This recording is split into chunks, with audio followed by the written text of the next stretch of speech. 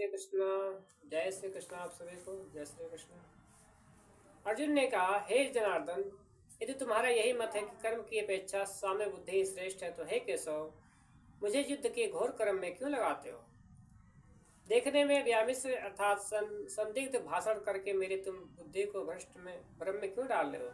इसलिए तुम ऐसी एक ही निश्चित बात करके मुझे बतलाओ जिससे मुझे श्रेय अर्थात कल्याण प्राप्त हो। श्री भगवान ने कहा, हे निष्पाप अर्जुन, पहले अर्थात दूसरे अध्याय में मैंने ये बताया कि इसे लोक में दो प्रकार की निष्ठाएं हैं, अर्थात ज्ञान योग और सांख्य योग की, और कर्म योग से योगियों की। परंतु कर्मों का प्रारंभ न करने से ही पुरुष को नैष्कर्म प्राप्ति नहीं हो जाती, और कर्मों का प्रारंभ त्याग न करने से सिद्धि नहीं मिल पाती, क्योंकि कोई मनुष्य कुछ न कुछ कर्म किए बिना क्षण भर भी नहीं रह सकता। प्रकृति के गुण प्रत्येक परतंत्र मनुष्य को सदा कुछ न कुछ कर्म करने में लगाया ही करते हैं।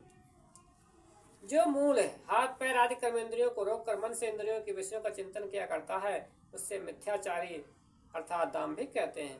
परंतु हे अर्जुन, उसकी योग्यता विशेष अर्थात श्रेष्ठ है कि जो मन से इंद्रियों का आकलन करके केवल कर्म इंद्रियों द्वारा अनासक्ति बुद्धि से कर्म योग का आरंभ करता है।